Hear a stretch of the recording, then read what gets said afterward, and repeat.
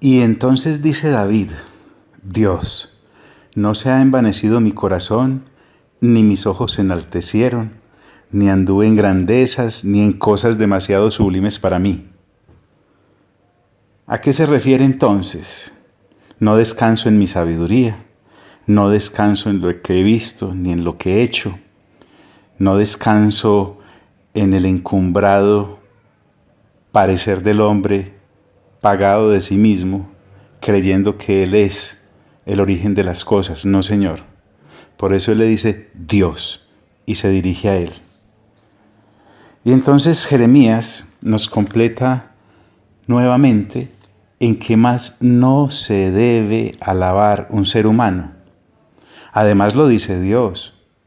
En el 9:23 de Jeremías, Él dice: así dijo Dios, no se alabe el valiente en su valentía, en su valor, en su arrojo, en ser muy guapo, en ser una persona capaz de hacerle frente a miles de obstáculos, en aparentemente no tener miedo.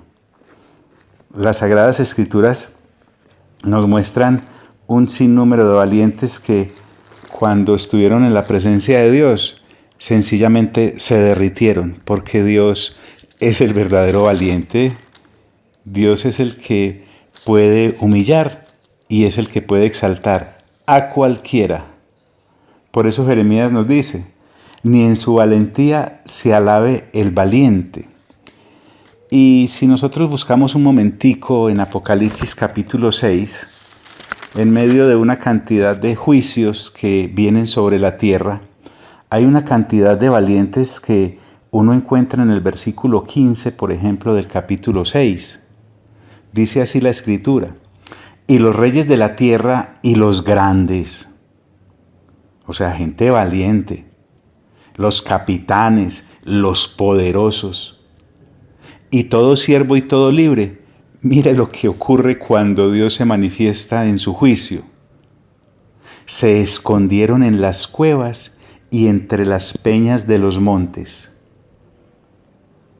La cobardía entonces sobrecoge a estas personas y además hablan, y ellos le hablan a los montes y a las cuevas y les dicen: peñas, riscos, caigan sobre nosotros y escondednos del rostro de aquel que está sentado sobre el trono, el Padre Celestial, y de la ira del Cordero, porque es que la humanidad conoce esta faceta que, gracias a Dios, para nosotros como buen pastor, el Señor Jesús ha decidido colocar no a nuestra contra, sino ocultarnos en su amor, en su favor.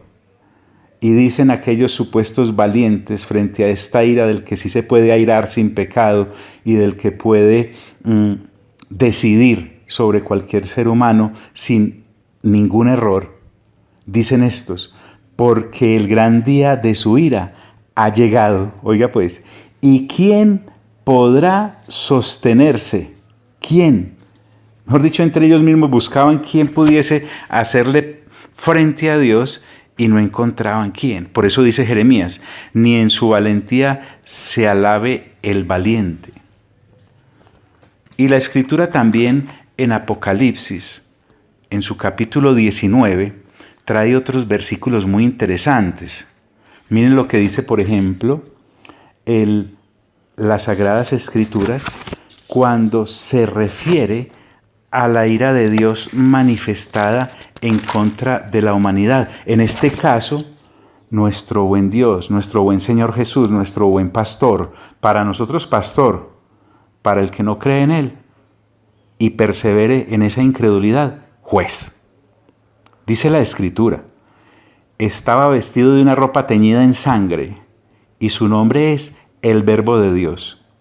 Y miren quién lo respalda: y los ejércitos celestiales, vestidos de lino finísimo, blanco y limpio, le seguían en caballos blancos. Gran ejército, como cuando aquel pasaje nos recuerda que le dijo a sus discípulos: hombre, ¿no creen que si yo orara a mi Padre, no me enviaría por lo menos 12 legiones de ángeles, pero mi reino no es de este mundo.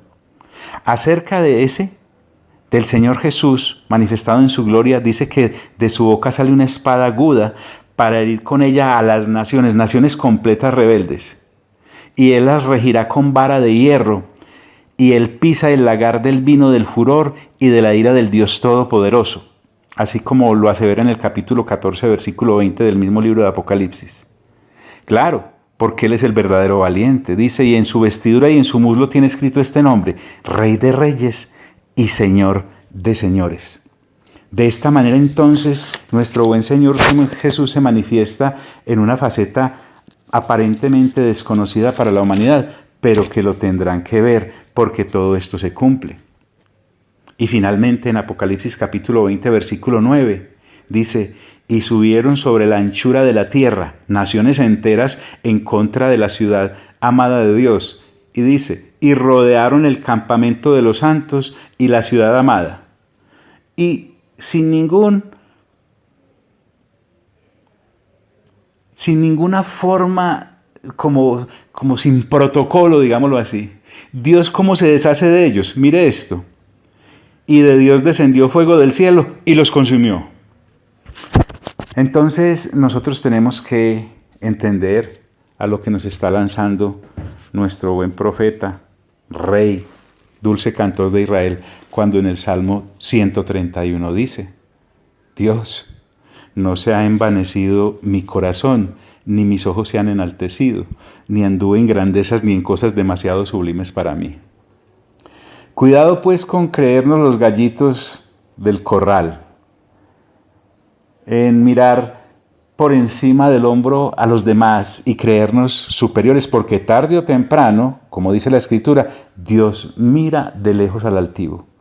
Y dice otro proverbio: antes de una persona ser quebrantada, se vuelve soberbia y camina en esos senderos. Entonces, hoy te recuerdo que Dios ha enviado su palabra para sanarnos y para librarnos de su ruina. Hoy te deseo el mejor de los días y te envío un fuerte y tierno abrazo.